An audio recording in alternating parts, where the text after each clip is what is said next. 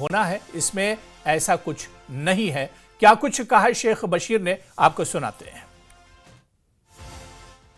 میرے ساتھ اس وقت بات کرنے کے لیے ہیں نیشنل کانفرنس کے سینئر لیڈر اور فارمر ایم ایل سی شیخ بشیر احمد۔ ان سے ہم پوچھیں گے کہ آج جو بلز پیش ہونے جا رہی ہیں لوک سبھا میں ایچ ایم امت شاہ کی طرف سے، اس پر ان کی نیشنل کانفرنس کی ریئیکشن کیا ہے؟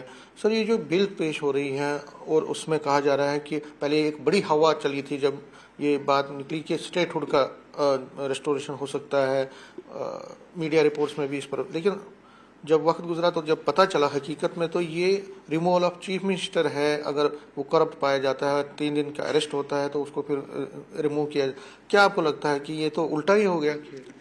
جی، پہلی بات میں آپ کو کہوں گا، بہت شور سنتے تھے پہلو میں دل کا، جو چیرا تو قطرہ خون نکلا۔ پہلی بات یہ ہے کہ بڑا امید تھی کہ اب سیشن چل رہا ہے اور Jammu Kashmir reorganisation restoration of statehood کے لیے بل آئے گا۔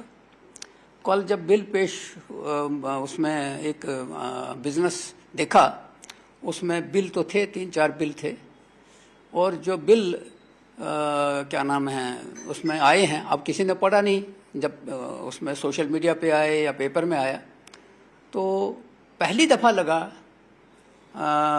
جب گورنمنٹ بل لاتی ہے تو وہ پاس کرانے کے لیے لاتی ہے، چاہے وہ کچھ بھی ہو، لیکن پہلی دفعہ لگا پارلیمنٹ میں بل پاس کرانے کے لیے نہیں بلکہ سلیکٹ کمیٹی کو بھیجنے کے لیے۔ اس کے نیچے جب لائن پڑھی تو انہوں نے اس نیت سے نہیں لایا کہ ان کو پاس کرنا ہے، اس نیت سے لایا کہ اس کو سلیکٹ کمیٹی میں لٹکا کے رکھیں گے۔ تو مجھے ذاتی طور پہ بڑی مایوسی ہوئی کہ کوئی سمجھ نہیں آیا کہ یہ لوگوں کو بیوقوف کیوں بنا رہے ہیں۔